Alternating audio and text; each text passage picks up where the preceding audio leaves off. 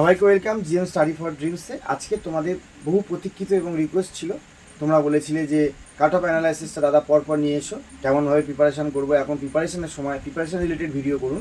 তো preparation related খুব ভালো একটা video, very very important video, প্রথম থেকে লাস্ট পর্যন্ত দেখার অনুরোধ রইল। আমার যারা প্রিয় এক্সপিরিয়েন্স আছে তারা তো অবশ্যই দেখবে, যারা প্রথমবার দেখছো তারা অবশ্যই সাবস্ক্রাইব করবে, বেল আইকনটা প্রেস করবে, কারণ এটা পরের ভিডিওটা আবার তোমাদের সামনে আসবে, নাহলে আসবে না। তো সেই জন্য এটা বলা, এবং আজকে ভিডিওটা খুব মন দিয়ে দেখবে, নিজেরা অ্যানালাইজ করে বাড়িতে বসে বসে যে কীভাবে এভলিউশন হয়েছে, কীভাবে আগে হতো, কত ফর্ম ফিল আপ হতো, কত পরীক্ষার্থী ছিল, কেমনভাবে কাট অফ বেড়েছে, দিনের পর দিন প্রিপারেশান এবং প্রস্তুতি, তার সাথে সাথে যেরকম কম্পিটিশান কীভাবে বেড়েছে, এটা জানাটা খুবই জরুরি।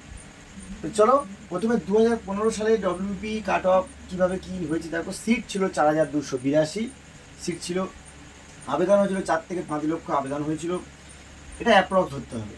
রান প্রথমে ছিল রান, তারপরে ছিল লেখা পরীক্ষায় 60টি প্রশ্ন ছিল, 1.5 মার্কস ইচ। তারপরে কী আছে, কাট অফ। দেখো, একটা কাট অফ লেখা পরীক্ষার পরে হয়, একটা ফাইনাল মেরিটে গিয়ে হয়।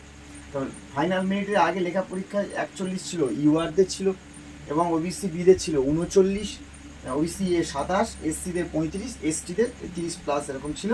ফাইনাল মেরিট যখন চলে আসছে, ইউআরদের 52, ওবিসি বি 47, ওবিসি এ 36, এসসিদের 42, ঠিক আছে। আর এটা 35 সামথিং গিয়েছিল। এবার আমরা পরে চলে আসবো, তার আগে বলে নেবো, দেখো 4282 সিটের পার্সপেক্টিভ এবং ফর্ম ফিল আপের উপর ডিপেন্ড করে এখানে ফাইনাল মেরিট জেনারেলদের 52, ওবিসি 37, 36 এবং এসসিদের 42। তাহলে সেটা বুঝতে হবে কীভাবে এখানে এভলিউশনটা হয়েছে।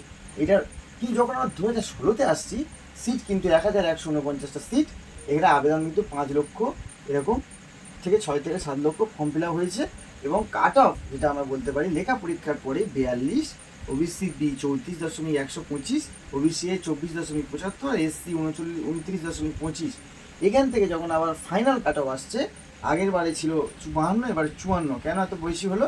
সিট সংখ্যা খুবই কম, ফর্ম ফিল আপ অনেক বেশি, তাহলে এটা হলো 54.35 কাট অফ। তারপরে কি 48.035, এটা হচ্ছে তোমাদের ওবিসি বি, আর 37.875 সামথিং এটা হচ্ছে ওবিসি এ, আর 42.705 এটা এসসি। তাহলে এই ছিল 2016 সালের কাট অফ অ্যানালাইসিস, 15 এবং 16। এবার আমরা চলে আসছি 2018। এইতে শুরু হচ্ছে আমাদের প্রিলি এবং মেন পরীক্ষা।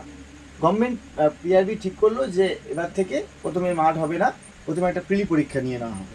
প্রিলি পরীক্ষায় 100 নম্বর প্রশ্ন থাকবে, সেখানে ম্যাথ, জিকে, জিআই থাকবে, ইংলিশ থাকবে না। তারপরে পিএমটি পিইটি হবে, তারপরে আসবে মেন এক্সাম, যেখানে 85টা নাম্বার থাকবে, তার মধ্যে 25 ইংরেজি থাকবে। তাহলে সেইটা শুরু হলো, এবং এখানে সিট সংখ্যা 5702, অর্থাৎ 2018-তে সিট সংখ্যা ছিল 5702। আবেদন করেছিল 6 থেকে 7 লক্ষ বা 8 লক্ষ অ্যাপ্রক্স হতে পারে। এবং ইউআর ক্যাটাগরি যেটা, সেটা ফাইনাল মেরিট চলে এসেছিল 47.75।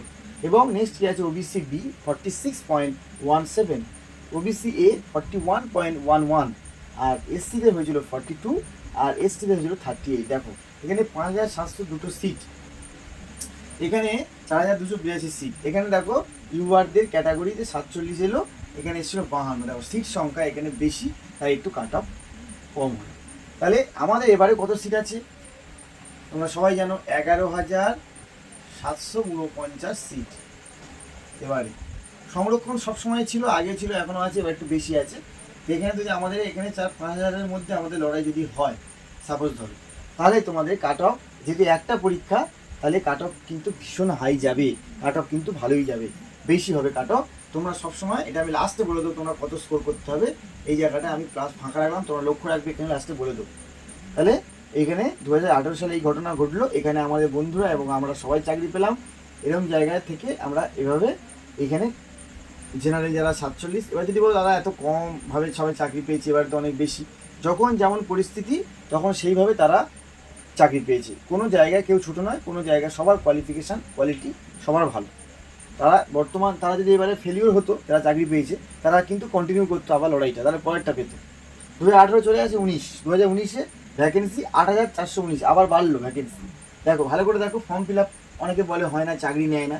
2015-16 হলো, এবং 2018 এবং 2019।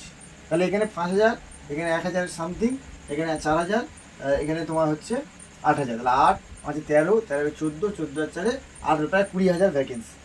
তাহলে ভ্যাকেন্সি আরও এখনও প্রায় প্রচুর পড়ে আছে রাজ্য সরকারে, সেগুলো আরও ভ্যাকেন্সি ফিল আপ হবে আশা করা যায়।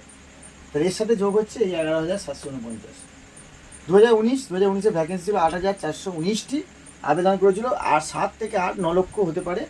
এবং এর সাথে মেল ফিমেল এটা ভাগ ছিল, মেলেদের ইউআর ক্যাটাগরি 58.75, মেয়েদের 56.08, ওবিসি এ 52.92 আর ওবিসি বি 57.25, এসসি 54.25, এসটিদের 46.85, ঠিক আছে, 46.85 এটা ছিল এসটিদের। তাহলে আমাদের ইউআরদের 58 ছিল, দেখো এখানে ছিল 47, এখানে দেখো সিট সংখ্যা কত ছিল 8,419, তাও দেখো ইউআরদের ক্যাটাগরিতে কতটা ভ্যাকেন্সি মানে কতটা কাট অফ এলো। এই মনে হচ্ছে যে সিট সংখ্যা বেশি তাহলে কাট অফ কম হবে, না এরকম না, দেখো কোশ্চেনের মান অনুযায়ী কাট অফটা কিন্তু অ্যাকচুয়ালি হয়। তাহলে এখানে কিন্তু বেড়ে গেল। তাহলে এবারে আমাদের টার্গেট যখন এই বছর যখন আমরা টার্গেটে আসছি, এখানে তোমরা দেখে নেবে যে ওবিসি এটা 53, ওবিসি এ বি হচ্ছে 50, 49 হচ্ছে এসটি, এগুলো দেখে নেবে, ঠিক আছে।